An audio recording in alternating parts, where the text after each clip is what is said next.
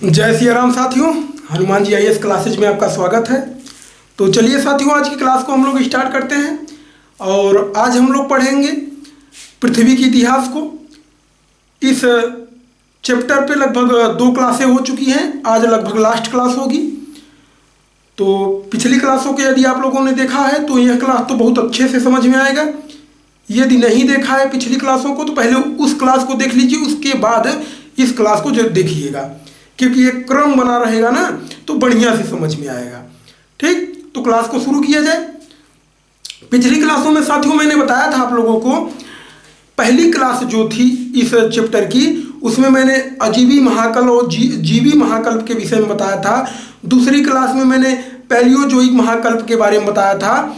आज हम लोग तीसरी क्लास में शुरू करने जा रहे हैं मीसोजोइक को, उसके बाद सीनोजोइक को पढ़ेंगे और लास्ट में हम लोग नियोजोइक को पढ़ेंगे। तो 3 महाकल्पों को हम लोग पढ़ चुके हैं, 3 महाकल्प और बचे हुए हैं।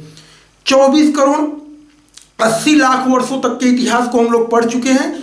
24 करोड़ 80 लाख से अब आज कहानी शुरू होगी और आगे चलेगी। ठीक, तो इस गधे को रख दिया जाए, क्लास को चालू किया जाए। ठीक, तो कौन सा समय है? मीसोजोइक। अरे यार, ये क्यों कौन सा कलर ली? काला कलर ले लूं ताकि क्लास को अच्छे से समझाया जा सके। काले कलर से क्या होता है ना, काला कलर दिखाई देता है बढ़िया।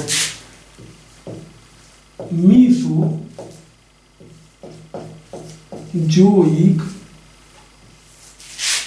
महाकल्प, मीसोजोइक महाकल्प, इसे मध्यजीवी महाकल्प भी कहा जाता है। क्या कहा जाता है? मध्यजीवी महाकल्प कहा जाता है। पैलियोजोइक जो था उसे पूरा जीवी महाकल्प कहा जाता था, इसे क्या कहा जाता है? मध्यजीवी महाकल्प कहा जाता है। यह साथियों 3 भागों में विभाजित था। कौन कौन 3 भागों में विभाजित था?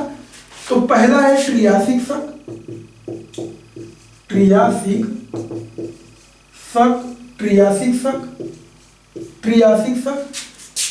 दूसरा है जूरेसिक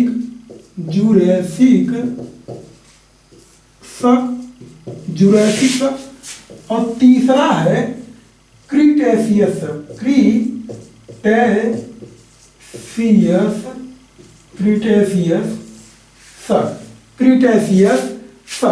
ठीक, ये ट्रियासिक शक जो था वह कब से कब तक है? तो 24 करोड़ 80 लाख से 21 करोड़ 30 लाख वर्षों तक, मतलब 3.5 करोड़ वर्षों का इतिहास ट्रियासिक शक का है। ठीक, जुरैसिक शक जो है साथियों वह यही शुरू होगा, 21 से शुरू होगा, 3 से शुरू होगा, 21 करोड़ 30 लाख से शुरू होगा और 14 करोड़ 40 लाख वर्षों तक चलेगा।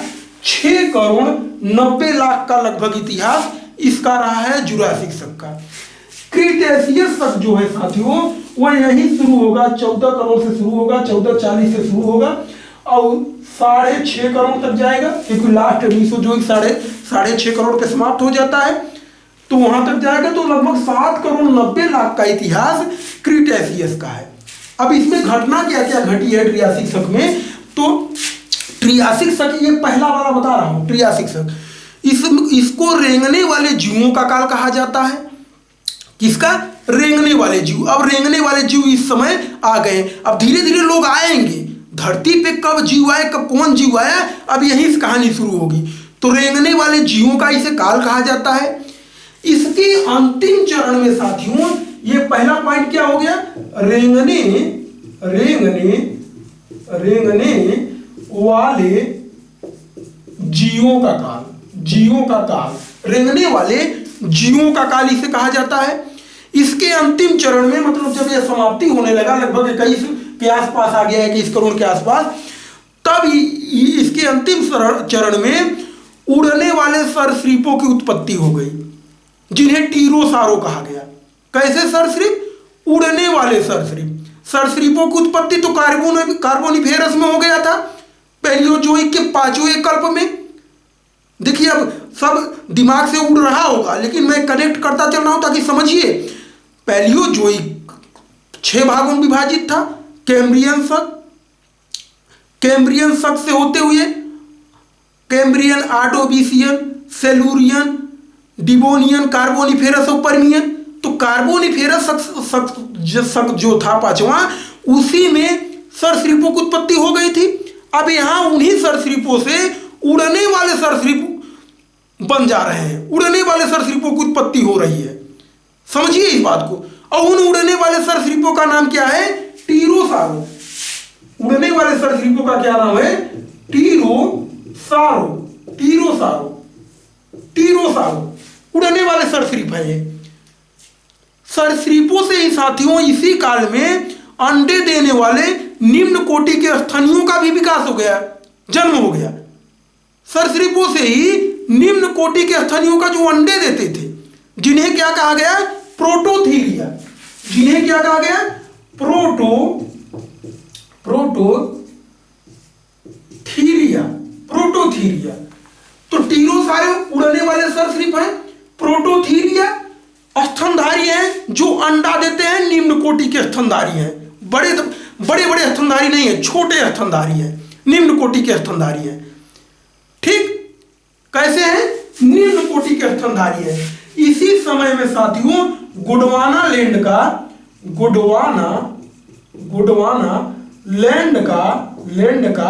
विभाजन भी शुरू हो गया, जो जुरासिक शक तक चलेगा, यहां तक चलेगा। गोंडवाना लैंड क्या है विभाजन?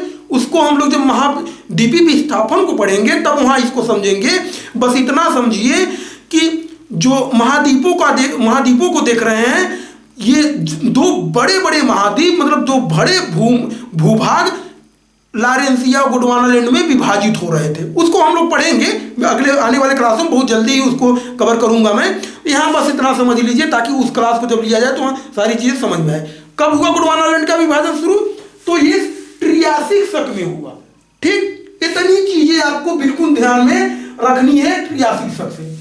अब जुरासिक शक में क्या हुआ? तो इसमें पहली घटना हुई पुष्पी पादपों की उत्पत्ति। पुष्पी पादपों की उत्पत्ति हुई, आवृत बीजी पौधों की उत्पत्ति हुई। मतलब ऐसे पौधे जो फूल लेते थे, जो फलों के अंदर जिनके बीज होता था। अभी तक ऐसे पौधे नहीं थे। अभी तक यहां तक कहानी आ गई है 4 अरब 60 करोड़ से 21 करोड़ वर्ष, मतलब 4 अरब लगभग 4 अरब 40 करोड़ लगभग बीत चुके हैं पृथ्वी के इतिहास को। लेकिन अभी तक बीज वाले पौधे नहीं आए हैं धरती पर। हालांकि फर्न जैसी घासें उत्पन्न हो गई थी डिवोनियन शक में। पैलियोजोइक का जो चौथा कल्प था डिवोनियन शक, उसमें फर्न जैसी घासें उत्पन्न हो गई थी धरती पे। और घासें तो बहुत पहले हो गई थी, जिनको मैंने बताया हुआ था कैम्ब्रियन शक में ही घासों की उत्पत्ति हो गई थी। सारगैसम जिन्हें कहा जाता था। जिन्होंने शुरू से जो लोग क्लास देख रहे होंगे उन्हें खूब अच्छे से पता होगा। तो यहां पे पुष्पी पादपों की उत्पत्ति हो रही है, जिनके अंदर फल के अंदर बीज होते हैं। ऐसे पादप हो रहे हैं। फर्न जैसी जो घासें उत्पन्न हुई थी डिवोनियन शक में, उन घासों में सिर्फ पत्ती होता था, तना होता था, जड़ होता था, लेकिन फूल नहीं लेते थे, बीज नहीं होता था। ये बीज होंगे, इनकी आवृत बीजी हैं। आवृत बीजी का मतलब आवरण होगा, फल के अंदर बीज होगा। और पुष्प लेंगे तो भाई बीज तो होगा ही, फल तो होगा ही। ठीक, इसी समय में साथियों एक महत्वपूर्ण घटना जिसे बार बार आप लोग पढ़ते होंगे, डायनासोर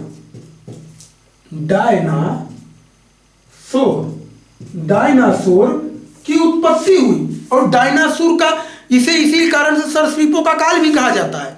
डायनासोर की उत्पत्ति इसी समय में हुई, जो विशालकाय प्राणी थे। और 6 करोड़ यहां आते आते ये समाप्त हो जाएंगे डायनासोर। इनकी उत्पत्ति हुई इसी समय। अब लिंक करिएगा, एक जो महत्वपूर्ण घटना मैं बताने जा रहा हूं, ये जो टीरोसारो है साथियों ना, टीरोसारो, इन्हीं टीरोसारो से, जो कि उड़ने वाले सरीसृप थे, इन्हीं से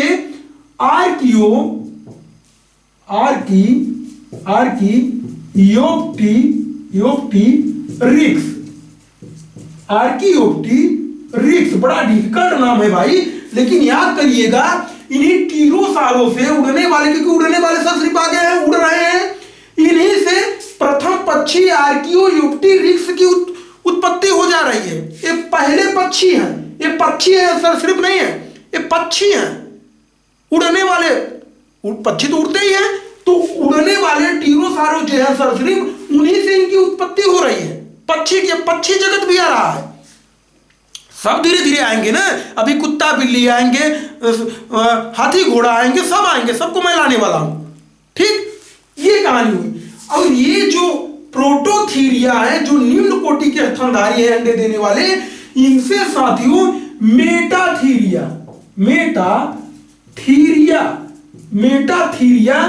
की उत्पत्ति हुई। मेटाथीरिया का मतलब बड़े स्तनधारी, कंगारू जैसे स्तनधारी जीवों का उत्पन्न हो रहे हैं इस समय, मेटाथीरिया। इन्हीं से, किनसे? प्रोटोथीरिया से। बड़ी इंटरेस्टिंग कहानी है। देखिए यहां से अगर कनेक्ट कर ले गए, यहां कनेक्ट कर दिया तो सारी चीजें क्लियर हैं, कुछ है नहीं। पहले आ रहे हैं कुछ जानवर, उनसे ही कुछ अच्छे किस्म के जानवर उत्पन्न हो जा रहे हैं। ठीक, क्या ये चीजें आप लोगों को समझ में आ रही हैं? कुछ नहीं है भाई इसमें, कुछ नहीं, बस आप कनेक्ट कर ले गए ना, तो कुछ है ही नहीं है यहां पे। ठीक, अब आते हैं हम लोग क्रीटेशियस में। क्रीटेशियस में साथियों 3-4 घटनाएं हुई। कौन कौन 3-4 घटनाएं हुई? तो क्रीटेशियस शक में पहली घटना जो हुई वह था लघु हिमालय का निर्माण। इसी समय में पनामा कटक का निर्माण हुआ। इसी समय में ब्रिटेन का जो डोवर क्षेत्र था, वहां खरिया मिट्टी का जमाव हुआ। क्या क्या हुआ? तो ब्रिटेन में खरिया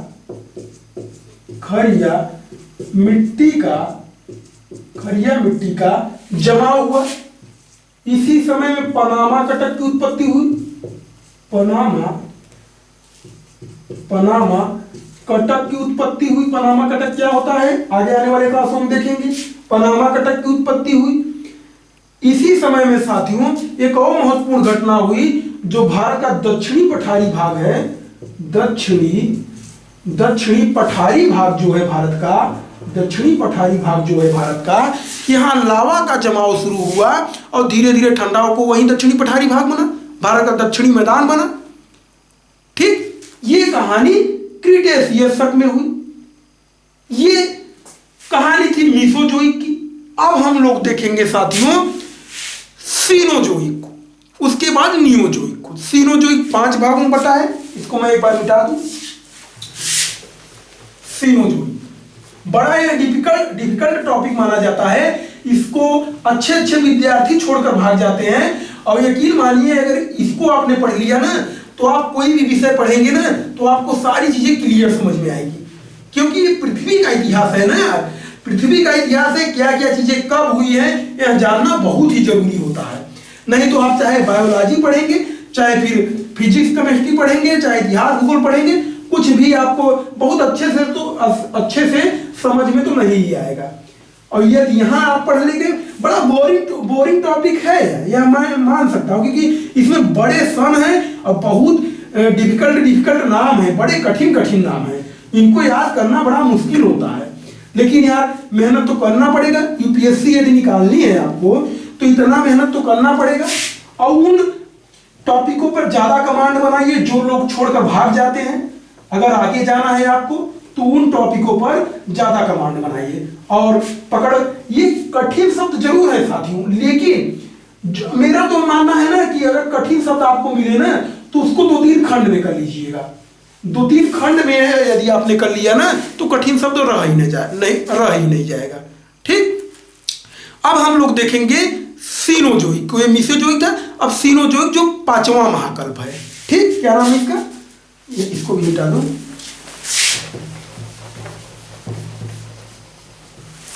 सीनोजोइक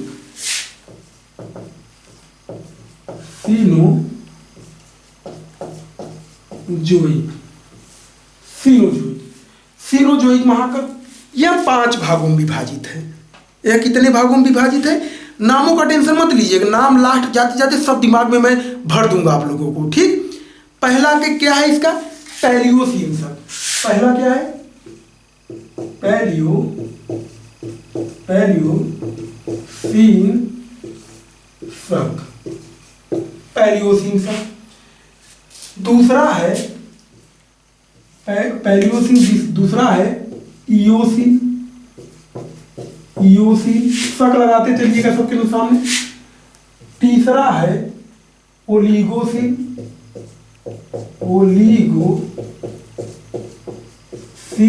ओलिगोसीन शक लगाते चलिएगा, ओलिगोसीन। चौथा है मियोसिन और पांचवा है प्लियोसिन। अभी चौथे पांचवे को नहीं लिख रहा हूं यहाँ, चौथे पांचवे को आगे हम देखेंगे कि उस जगह नहीं है, ठीक।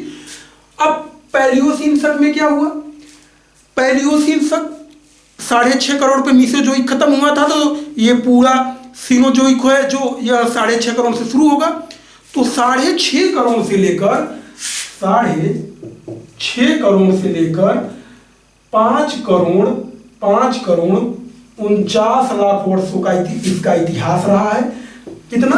5 करोड़ 49 लाख तक इसका समय काल रहा है, मतलब 1 करोड़ 1 लाख वर्षों का इतिहास इसका रहा है पैलियोसिन शक का। इसमें बहुत ज़्यादा आपको कुछ नहीं देखना है, क्योंकि इसमें पुष्पी पादपों का विस्तार हो रहा था, स्थनियों का विस्तार हो रहा था, पर्वतों का विस्तार हो रहा था, बस इतना हो रहा था। कोई महत्वपूर्ण घटना इसमें नहीं घटी है। महत्वपूर्ण घटना घटी है इस इयोसीन में। कौन कौन घटना? तो इसी में साथियों बृहद हिमालय का निर्माण हुआ, हिमालय पर्वत का। कौन क्या क्या हुआ? बृहद हिमालय का निर्माण हुआ, पहली घटना। दूसरी घटना क्या हुई? अटलांटिक महासागर बना।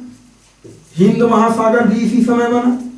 हिंद महासागर भी, अटलांटिक महासागर, हिंद महासागर इसी समय बने। इसी समय साथियों हाथी घोड़ा और सुअरों के, हाथी घोड़ा सुअर और गैड़ा के पूर्वजों का जन्म इसी समय हुआ था। मतलब जिनके वंशज हाथी घोड़ा गैड़ा और सुअर हैं, उन हाथी घोड़ा सुअर के पूर्वजों का जो जन्म है वह इसी समय में हुआ था। किसके किसके? हाथी घोड़ा गैड़ा और सुअर,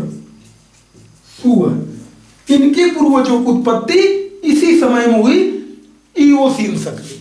बड़ा सिंपल है, कुछ नहीं है, इसी समय में हुई, ठीक। उसके बाद ओलिगोसीन आता है। ओलिगोसीन में क्या हुआ?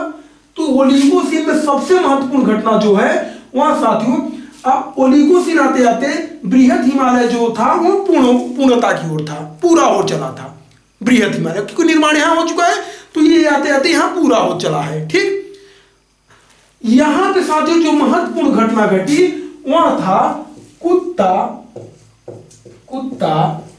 बिल्ली भालू। कुत्ता बिल्ली भालू के पूर्वजों का जन्म इसी समय में हुआ। जिस प्रकार हाथी घोड़ा गैड़ा सुअर के पूर्वजों का जन्म इयोसीन में हो रहा है, उसी प्रकार कुत्ता बिल्ली भालू के पूर्वजों का जन्म ओलिगोसीन में होगा। इसी समय में एक महत्वपूर्ण घटना घटी, पुच्छहीन बंदरों का जन्म हुआ। कैसे बंदर? पुच्छहीन बंदर, जिनके पूंछ नहीं था। तो जब पूंछ नहीं था तो भाई, जब बंदरों को पूंछ नहीं हुआ तो मानव की तरह दिखने लगेंगे, थोड़ा बहुत मानव की तरह दिखने लगेंगे, क्योंकि पूंछ नहीं है इनके। जब तक पूंछ था तब तक तो बंदर थे, पूंछ नहीं है अब इनकी, तब ये कुछ अलग दिखने लगेंगे। तो ये पुच्छहीन बंदरों की जो उत्पत्ति हुई, पुच्छहीन बंदरों की जो उत्पत्ति हुई वह इसी समय में हुई, जिन्हें मानव का पूर्वज कहा जाता है। इन पुच्छहीन बंदरों को प्रोका नस्ल भी कहा जाता है। क्या कहा जाता है? प्रोका नस्ल कहा जाता है इन्हीं पुच्छहीन बंदरों को, ठीक। ओलिगोसीन में घटना घटी। इसके बाद कहानी आती है मियोसिन की। अब इसको मैं मिटा दूं कि यहीं कहीं लिख दूं? अच्छा, इसका समय काल इयोसिन का आपको 5,49,000 पे खत्म हो रहा है, तो 5,49,000 से शुरू होगा और 3,80,000 तक जाएगा। लगभग 1,69,000 वर्षों का इसका इतिहास रहा है और इसका इतिहास 3,80,000 से शुरू होकर 2,46,000 तक जाएगा। करोड़ में बात की जाएगी यहाँ पे, 2,46,00,000 तक जाएगा। 1,34,00,000 वर्षों का इतिहास लगभग ओलिगोसीन का है। ठीक, अब साथियों यहीं पे मैं क्लास को शायद समाप्त कर दे रहा हूं, क्योंकि अभी बहुत सारा बाकी है। अभी हम लोग नियोजोइक को भी पढ़ेंगे, अभी इसके बाद मियोजोइक है और उसके बाद मियोजोइक के बाद मियोजोइक नहीं, मियोसीन है, उसके बाद प्लियोसीन है, फिर लास्ट कल्प नियोजोइक को पढ़ेंगे, तो काफी लंबी क्लास हो जाएगी, इसलिए यहीं पे क्लास को मैं समाप्त कर रहा हूं। ठीक, तो उम्मीद करता हूं साथियों क्लास अच्छा लग रहा होगा। क्लास अच्छा लगता हो यार तो हनुमान जी चैनल को लाइक शेयर करते चलिए, सब्सक्राइब कर लीजिए चैनल को, क्योंकि आने वाले समय में यहाँ क्लासें, मैं तो यार बड़ी लंबी लंबी क्लासें देने वाला था, लेकिन क्या करूँ, लंबी क्लासें कोई देखता ही नहीं, तो मेरी मजबूरी हो गई है कि ये आधे घंटे 40 मिनट में निपटाया जाए क्लासों को।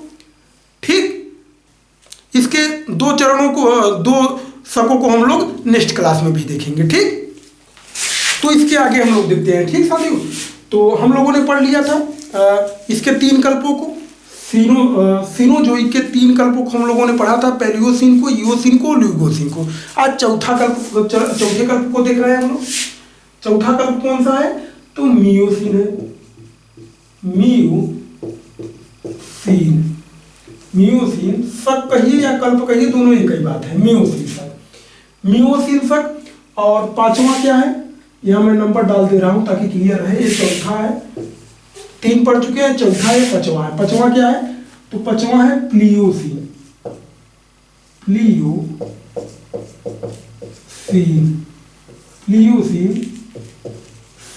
प्लियोसिन शक।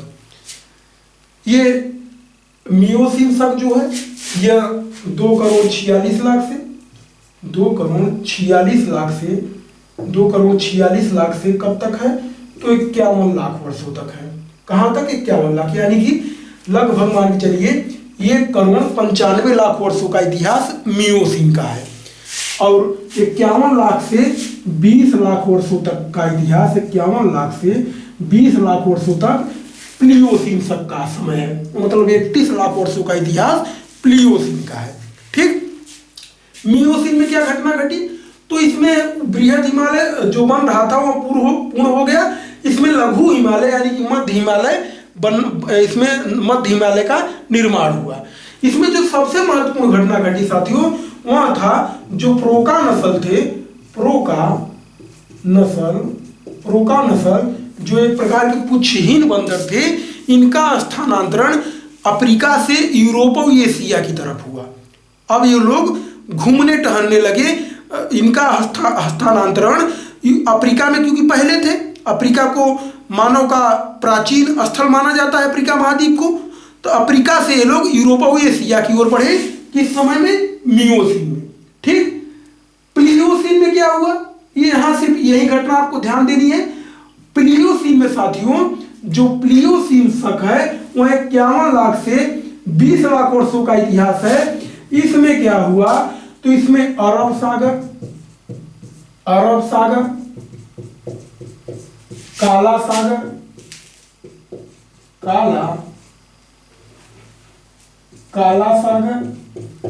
अरब सागर, काला सागर, कैस्पियन सागर के जो सागरों को आप लोग पढ़ते होंगे, उत्तरी सागर, सबका निर्माण इसी समय में हुआ था। किसमें? प्लियोसिन शक में। इसी समय साथियों टेथिस भूसन्निधि के गाज के कारण, मलबे के कारण उत्तर का विशाल मैदान बना। उत्तर का विशाल का मतलब, मैदान का मतलब क्या है? उत्तरी गोलार्ध का विशाल मैदान जो पूरा यूरोप और एशिया वाला एरिया है।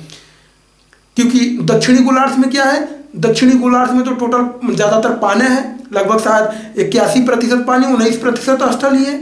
जबकि उत्तरी गोलार्ध में लगभग 60% स्थल और 40% ही पानी है। तो उत्तर का विशाल मैदान इसी समय में बना था प्लियोसीन शक में। ठीक, ये प्लियोसीन से ये 2-3 चीजें आपको बस ध्यान में रखना है। ठीक, अब लास्ट जो शक है साथियों वो है नियोजोइक। नियोजोइक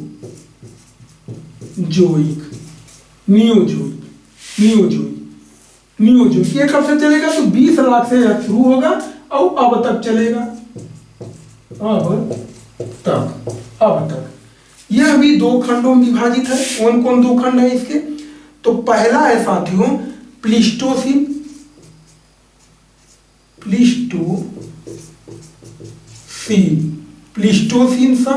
शक लगाते चलिएगा। दूसरा है इसका होलोसीन।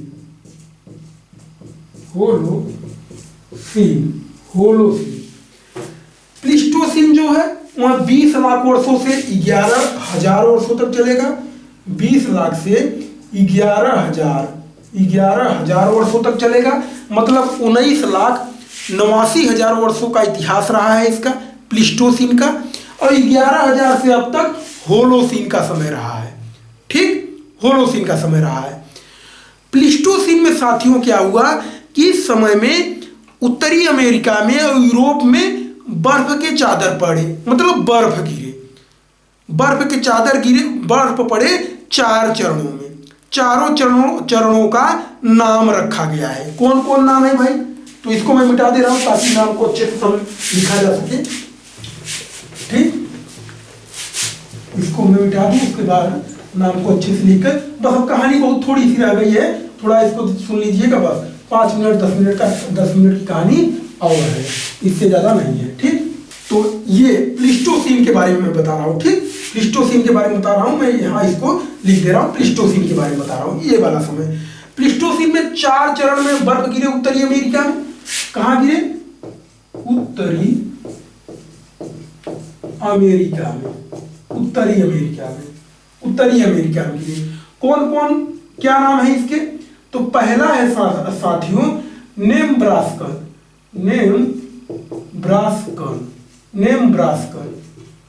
दूसरा है कंसान।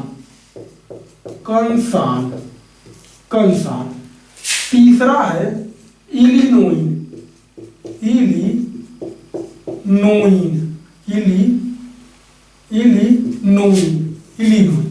और चौथा है विस्कॉन्सिन।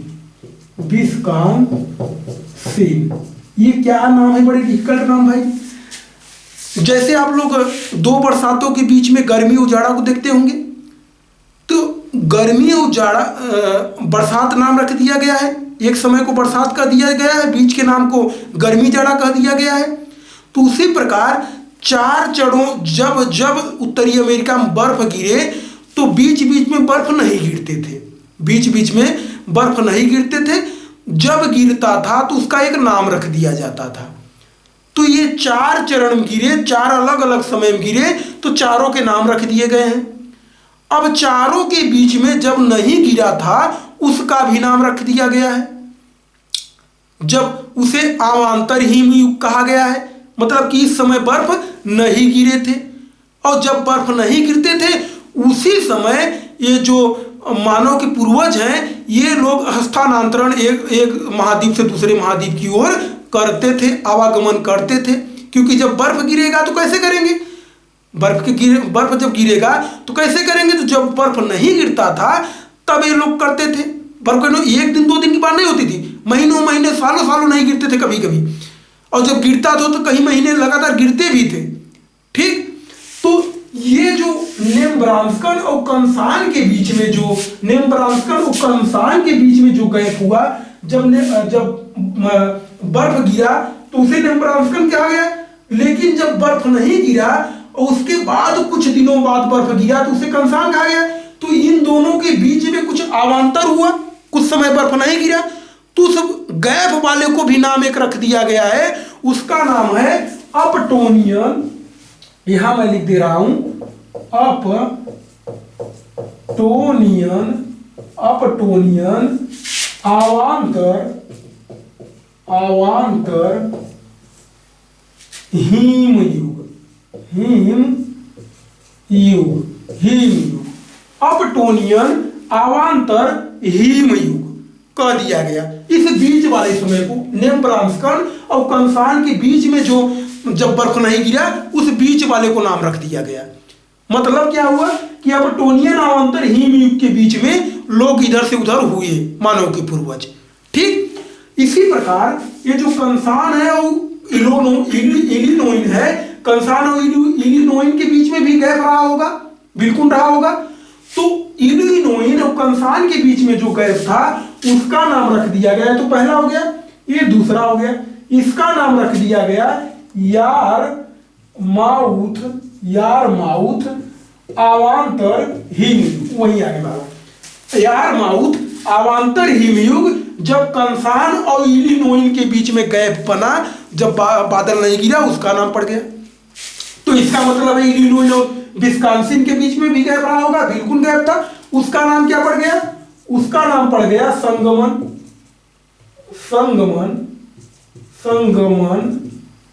अवान्तर हिमयुग।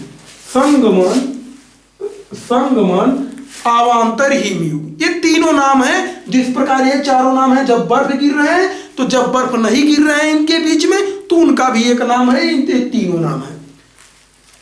इस समय जब बर्फ गिर रहा था अमेरिका में साथियों, इसी दौरान यूरोप में भी बर्फ गिर रहा था, यूरोप में भी बर्फ गिर रहा था, जिसका गुंज, मिंडेल, रीस और बुर्म नाम दे दिया गया है। और मिंडेल और रीस के बीच में सबसे अधिक समय का अवान्तर हिमयुग था। तो यही कहानी यूरोप में भी है, उसका भी नाम दे दिया गया है। और उसके बीच में मिंडेल और इसके बीच में सबसे अधिक समय गैप था। यह बात आप लोग ध्यान दीजिएगा। ठीक, ये कहानी किसकी थी? तो प्लीस्टोसीन की थी, इसकी। अब ये होलोसीन को देखिए, ये वाला समय जो 11,000 वर्षों से अब तक चलेगा। कहां से? 11,000 से अब तक चलेगा। इसी समय में हम लोग क्या पढ़ते हैं? प्रागैतिहासिक काल, आदि ऐतिहासिक काल और ऐतिहासिक काल। ये सब घटना हम लोग इस समय में पढ़ते हैं, लगभग 11,000 वर्षों से अब। इस समय में कृषि करना, पशुपालन करना लोगों ने शुरू कर दिया था। और इस काल को मानव युग कहा जाता है, क्योंकि अब मानव यहां अच्छे से डेवलप होगा। ठीक, तो कैसी लगी क्लास साथियों जरूर बताइएगा। और हनुमान GIS क्लासेज को सब्सक्राइब कर लीजिए, लाइक शेयर करते चलिए। आने वाले समय में यहाँ बहुत ही अच्छी क्लासें आने वाली हैं। अभी तो कहानी शुरू हुई है, अभी तो बहुत कुछ बाकी है। ठीक, तो जय सिया राम, बाय बाय।